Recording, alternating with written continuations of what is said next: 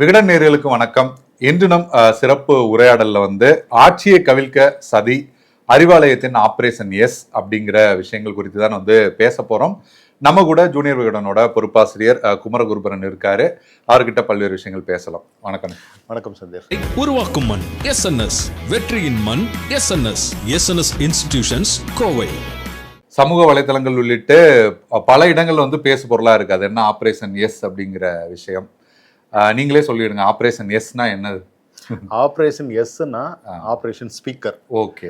ஏன் இதை அந்த அந்த டேர்மை நம்ம ஏன் அப்படி டீகோட் பண்றோம் அப்படின்னா, திமுக உங்களுக்கு இந்த ஆட்சி அமைந்ததுலேருந்தே தேர்தல் ரிசல்ட் வந்ததுல இருந்தே டிவிகே கவர்மெண்ட் ஃபார்ம் பண்ணிடக்கூடாது அப்படிங்கிறதுல டிஎம்கே குறிப்பா உதயநிதி அவர்கள் ரொம்ப மும்முரமா இருந்தாரு அப்படிங்கறத நம்ம தொடர்ச்சியா பல்வேறு கட்டுரைகள்ல ஜூனியர் விகடன்ல நம்ம பதிவு பண்ணிட்டு தான் வரோம்.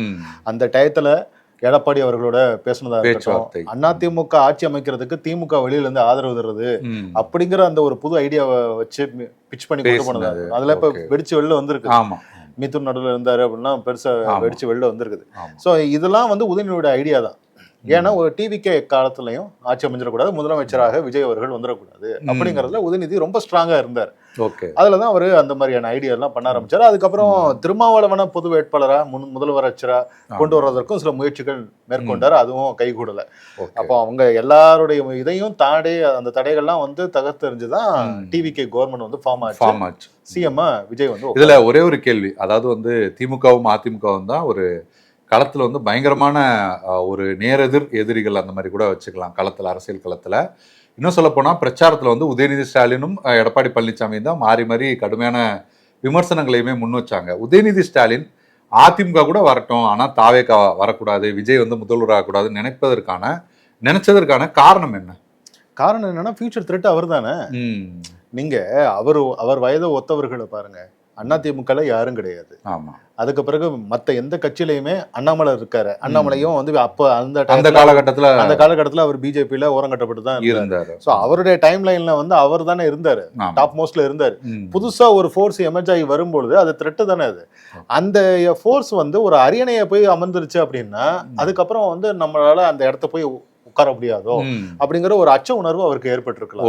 அதனுடைய பிரதிபலத்தை நான் இதை பாக்குறேன். ஓகே, நீங்க சொன்ன மாதிரி அந்த காலகட்டத்துல ஆட்சியில உட்காரவே விடக்கூடாது அப்படின்னு நினைச்சாங்க.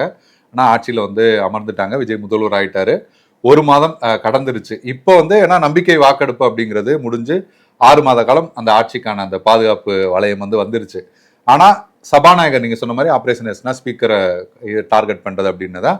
அதனோட பின்னணி என்ன? சபாநாயகர் மீது என்ன மாதிரியான விஷயங்களை முன்னெடுக்க போறாங்க? அதாவது இப்ப முதல்ல சொன்னதுதான் பிரீஃபிங்கா பார்க்க போனா, அதாவது நம்பிக்கை வாக்கெடுப்பு அப்படிங்கிறது ஒரு தடவை நடந்துச்சு அப்படின்னா 6 மாசத்துக்கு பிறகுதான் மறுபடியும் நடத்தும். அந்த 6 மாசம் பிரீத்திங் ஸ்பேஸ் கண்டிப்பா கொடுக்கும். அதாவது ஆட்சி மேல, தாவேகா ஆட்சி மேல. அதாவது இந்த கவர்மெண்ட்டுக்கு என்னன்னா, கவர்னர் தான் அவங்க மேல நம்பிக்கை இருக்கா இல்லையா அப்படிங்கறத ஃப்ளோர்ல ப்ரூவ் பண்ண சொன்னார். ஏன்னா இவங்களுக்கு 108 ஜெயிச்சாங்க. அதுல 1 ரிசைன் பண்ணிட்டாங்க. சபாநாயகர் 1 கழிச்சது போக 106 தான் இப்போதைக்கு கையில இருக்குது. சோ அவங்க 118 அவங்க ப்ரூவ் பண்ணணும். அப்படிங்கும்பொழுது சபாநாயகர் கவர்னர் அர்லேக்கர் என்ன பண்ணாரு, நீங்க ஃப்ளோர்ல ப்ரூவ் பண்ணிடுங்க அப்படின்னு சொன்னாரு. அதுதான் நம்பிக்கை வாக்கெடுப்பு. நம்பிக்கை கோரும் வாக்கெடுப்பு நடத்தி அதுல ஃப்ளோர்ல ஜெயிச்சிட்டார். விஜய் ஜெயிச்சிட்டார். ஜெயிச்சதுல இருந்து 6 மாசத்துக்கு அது நகர்த்தி திமுக வெளிநடப்பே பண்ணிட்டாங்க. ஏதோ முடிஞ்சிருச்சுன்னு வச்சுங்க. திமுக வெளிநடப்பு பண்ணிட்டாங்க, அண்ணா திமுக எதிர்த்து வாக்களிச்சு அதுல ஒரு 25 பேர் ஆதரவு வாக்களிச்சாங்க. அது ஒரு கூத்து நடந்ததுன்னு வைங்களேன். 6 மாசத்துக்கு இந்த கவர்மெண்ட்டுக்கு டிஸ்டர்பன்ஸ் எதுவுமே இல்ல.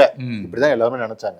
ஆனா இந்த ஆபரேஷன் ஸ்பீக்கர்ங்கிறது என்ன அப்படின்னா, இந்த ஸ்பீக்கர் மேல நம்பிக்கை தீர்மானம் கொண்டு வர்றது. இது முன்னாடியே திமுக பிளான் பண்ணதுதான்.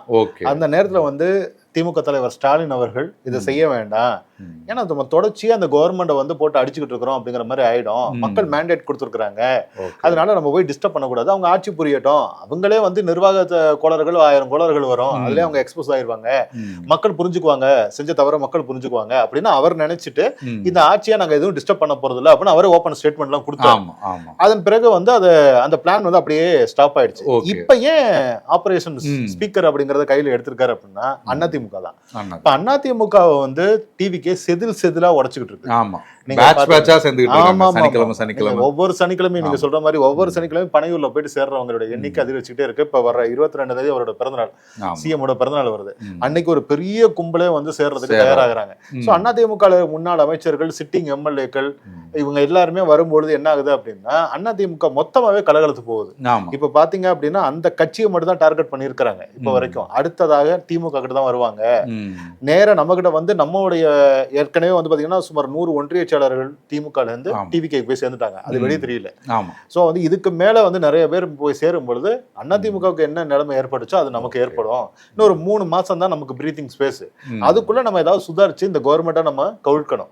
கவிழ்த்தால் மட்டும்தான் நம்ம கட்சி நம்ம தப்பிக்க முடியும் அப்படிங்கிற முடிவுக்கு அவர் வர்றாரு. உதயநிதி வர்றாரு.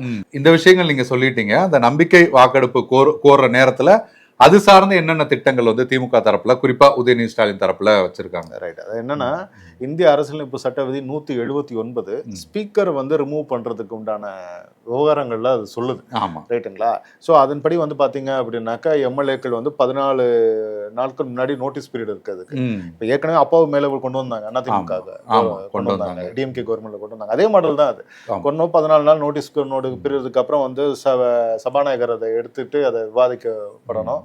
அதுல வந்து என்ன அப்படின்னா இதே மாதிரிதான், அதாவது நம்பிக்கை கோரும் தீர்மானத்துல உள்ள அதே ஷரத்துகள் தான் உங்களுக்கு ஸ்பீக்கருக்குமே பொருந்தும். அதனாலதான் இந்த ஆபரேஷன் எஸ் வந்து அவர் கையில் எடுக்கிறாரு. அதாவது எவ்வளவு உறுப்பினர்கள் இருக்கிறாங்களோ அதுல சரிபாதி எண்ணிக்கையில அது வந்து அந்த தீர்மானம் வந்து கவர்மெண்ட் வந்து வின் பண்ணணும்.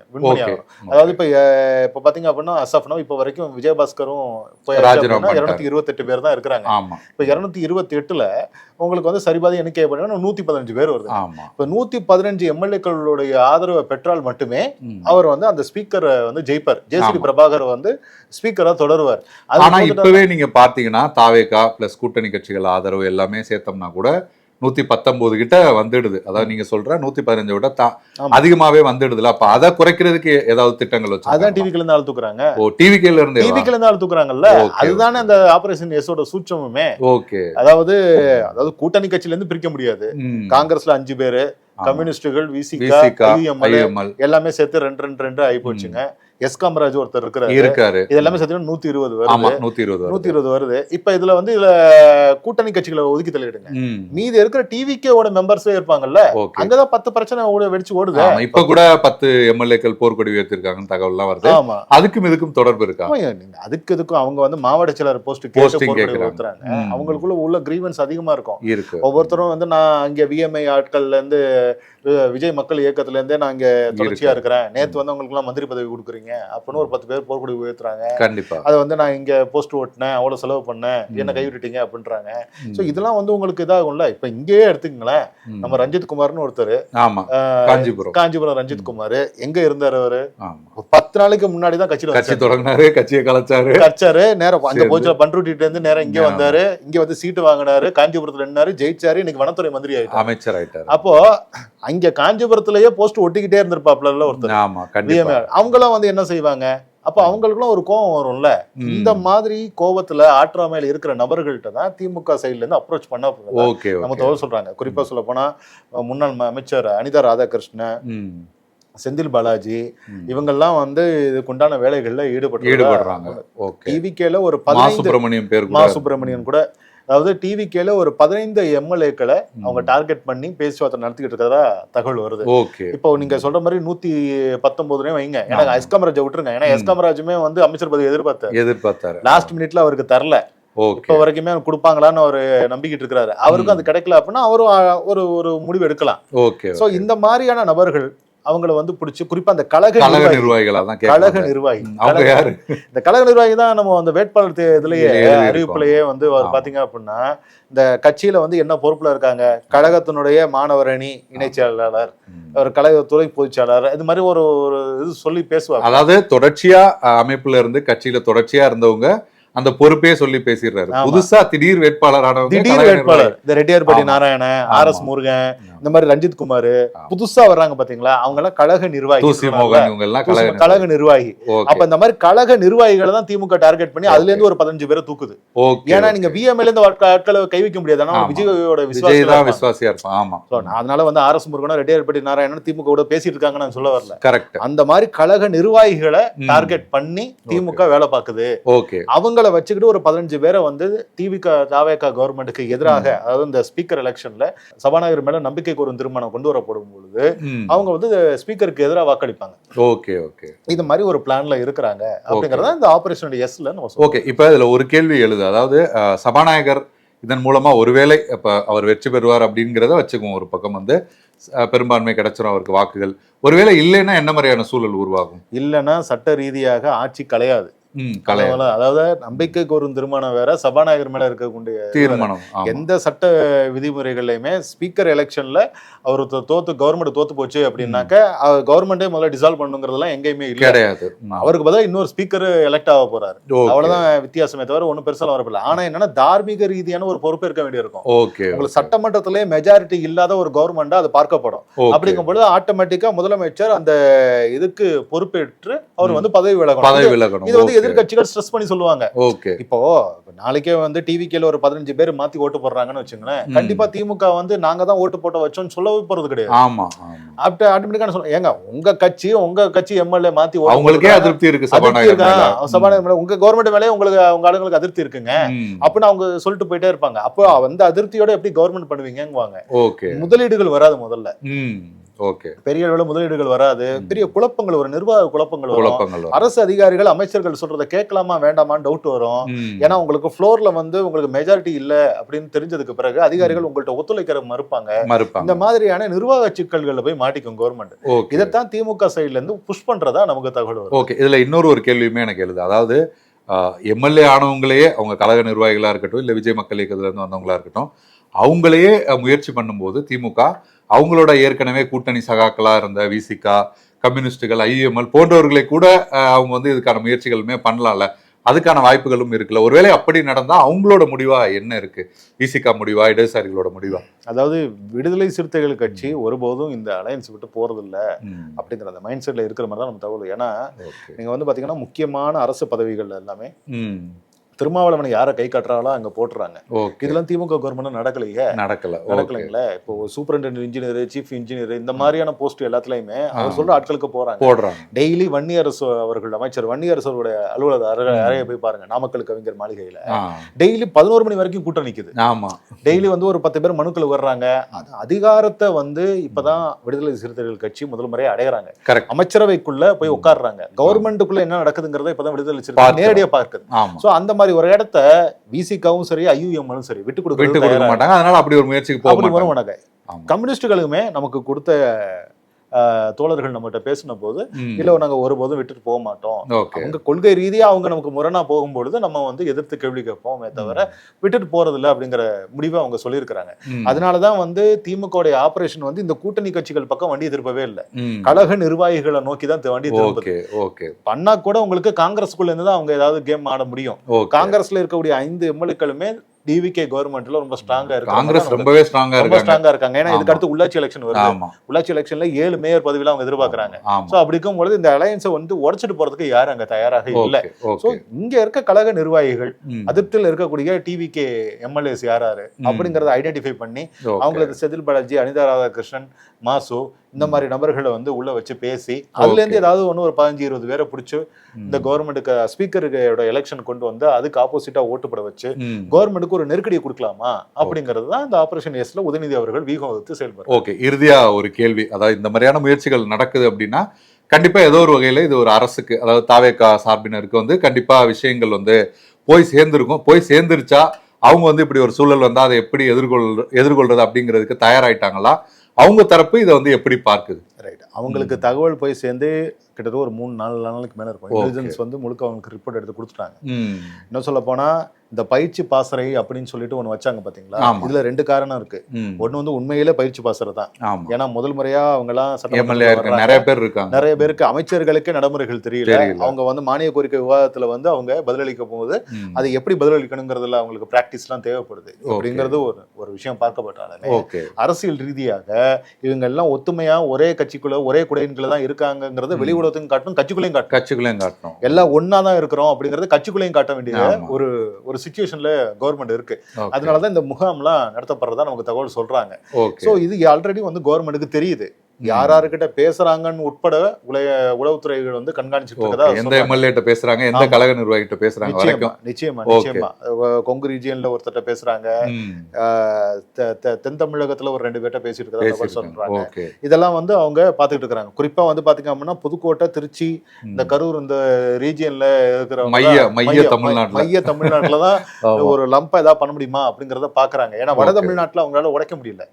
குறிப்பா வந்து சென்னை சுற்றுவட்டார இடங்கள்ல அவங்களுக்கு ரொம்பலாம் உடைக்க முடியல.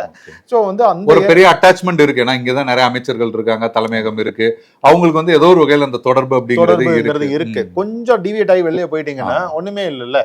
சோ அதெல்லாம் வந்து அவங்க இதெல்லாம் பாக்குறாங்க. சோ கவர்மெண்ட் வந்து ஒரு பிரிகாஷனரி மெஷர்ஸ் எடுத்திருக்கு. என்ன மாதிரி இந்த கவர்மெண்ட் வந்து இந்த அவங்க எம்எல்ஏக்களை முதல்ல அவங்க எம்எல்ஏக்களை முதல்ல காப்பாந்து போன யாரெல்லாம் வந்து ரொம்ப அதிருப்தியில இருக்கிறாங்க அப்படிங்கிற இதை கண்டறிஞ்சு திரு புசியானந்த் அவர்கள் வந்து அவங்கள்ட்ட பேச்சுவார்த்தை நடத்திட்டு இருக்கிறாரு.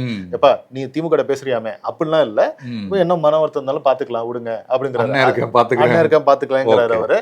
அதனாலே அவர் அமைச்சர் பொறுப்பை வந்து சரியா கவனிக்க முடியலங்கிற ஒரு குறை வந்து அவர் மேல சொல்லப்பட்டாங்க. கட் பண்ணிருங்கன்றாரு. ஆமா. சோ வந்து இப்ப என்ன அப்படின்னா அவர் வந்து இப்போ இந்த கட்சியை வந்து கண்ட்ரோல் பண்ற ஏற்கனவே 108 எம்எல்ஏக்கள் ஜெயிச்சாங்கல்ல, அவங்கள வந்து ஸ்டார் ஹோட்டல்ல தங்க வைக்கப்பட்டது அவங்க முழு பொறுப்பையும் ஏற்றுக்கிட்டது இவரு புசியானந்த். ஆகையினால வந்து அவர் கண்ட்ரோல்ல இப்ப விட்டாச்சு. அவரு இந்த எம்எல்ஏக்கள்ட்ட பேச்சுவார்த்தை நடத்திட்டு இருக்காரு. கவர்மெண்ட் ரன் ஆயிடும் அப்படிங்கிற கான்பிடன்ட் வந்து டிவிகே கவர்மெண்ட்டுக்கு இருக்கு. நீங்க டிஎம்கே வந்து என்ன சால்ஜாப் கொண்டு வந்தாலுமே அது ஒண்ணும் கவலையே இல்ல. இன்னும் சொல்ல போனா ஸ்பீக்கர் எலெக்ஷன்ல தோத்தாலுமே கவர்மெண்ட் டிசால்வ் ஆக டிசால்வ் ஆகாது. இன்னொரு புது ஸ்பீக்கர் வரணும், அது அப்புறம் பாத்துக்கலாம் அப்படிங்கிற மாதிரி மைண்ட் செட்டுக்கு வந்துட்டாங்க அவங்க. அதனால கவர்மெண்ட்டுக்கு எந்த பாதிப்பும் இல்லை அப்படிங்கறது அவங்க சைட்ல இருந்து. ஏற்கனவே திமுக அதிமுக இணைந்து ஆட்சி அப்படின்னும் போதே உதயநிதி ஸ்டாலின் அதற்கான முயற்சிகள் வந்து எடுத்தாரு. அப்பவே ஸ்டாலின் வந்து அதை வந்து வேண்டாம்னு சொன்னாரு அப்படிங்கிறது வெளிப்படையா பலர் வந்து செய்திகள் வந்திருக்கு, பலர் எழுதுறாங்க, நம்ம பார்க்கிறோம். இப்போதைய இந்த ஆபரேஷன் எஸ்க்கு இந்த பக்கம் எஸ் வந்து ஓகே சொல்லிட்டாரா இல்லையா? இல்ல, நோ சொல்லியிருக்காரு. நோ சொல்லியிருக்காரு. ஏன்னா அவர் சீசன்ட் பொலிட்டீஷியன், அவருக்கு தெரியும்ல. நீங்க இப்ப இந்த ஆட்சிக்கு எதிரான இப்படி ஒரு முன்னெடுப்பை எடுத்து பண்றீங்க. உதயநிதி அவர்கள் வந்து வைக்கிற காரணங்கள் வந்து வாதத்துக்கு சரியானவை தான். அதிமுகவுக்கு என்ன நடக்குது, இதே 3 மாசம் நமக்கு நடந்துச்சுன்னா நம்ம எப்படி இதை ஃபேஸ் பண்ணுவோம் அப்படிங்கிற அந்த விஷயத்த அவர் சொல்றாரு. இன்னைக்கு 100 ஒன்றிய செயலர் போயிட்டாங்க, நாளைக்கு ஒரு 300-400 ஒன்றிய செயலர் போயிட்டா எப்படி கீழே கட்சி நடத்துறது அப்படிங்கிற அந்த விஷயத்துல அவர் சொல்றாரு. அரசியல்ங்கிறது அதானே, போர் தானே, இது போர் தானே. அவர் ஒரு போர் பண்றாங்க, நம்ம தற்காப்புக்கு பண்ணணும், பதிலுக்கு அடிக்கணும். இதுதான் இந்த போர் யுக்தியை நம்ம செயல்படுத்தணும் அப்படின்னு அவர் சொல்றாரு. அதுக்கு திரு ஸ்டாலின் அவர்கள் சொல்றது என்னன்னா, நம்ம இதெல்லாம் பண்ணோம்னா மக்களுடைய கோபத்தை சம்பாதிக்க வேண்டியது வரும். இந்த மக்கள் ஒரு மேண்டேட் கொடுத்துருக்காங்க அப்படிங்கும் பொழுது அதை மதிக்கணும். அதுக்கு எதிராக நம்ம முரணா நம்ம செயல்படும் பொழுது எப்படி இந்த கவர்மெண்ட் கவனிச்சுன்னா அடுத்த 6 மாசம் கழிச்சு திரும்ப எலெக்ஷன் வரும்ல, அப்ப மக்கள் எப்படி போய் சந்திக்கிறது, அந்த ஃபியூச்சர் ஆஸ்பெக்ட்ல அவர் பேசுறாரு. சோ கடைசி நிமிஷத்துல வந்து அவர் ஸ்டாலின் அவர்கள் வழக்கம் போல உதயநிதி அவர்களை வந்து கொஞ்சம் அமைதிப்படுத்தலாம் வாய்ப்பு இருக்குது. இல்லைனாக்கா டிவிகே கவர்மெண்ட் வந்து சுதாரிச்சுட்டாங்க.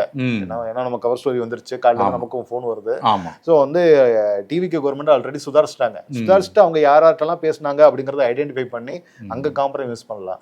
பட் இப்படி ஒரு ஆபரேஷன் நடந்துகிட்டு இருக்கு அப்படிங்கறத நம்ம மக்கள் கிட்ட கண்டிப்பா நம்ம வந்து ஆட்சியை கவிழ்க்க சதி அறிவாலயத்தின் ஆபரேஷன் எஸ், அதுக்கு பின்னாடி என்னென்ன விஷயங்கள் இருக்கு உள்ளிட்ட பல்வேறு தகவல்கள் பத்தி நம்ம வந்து பேசணும்.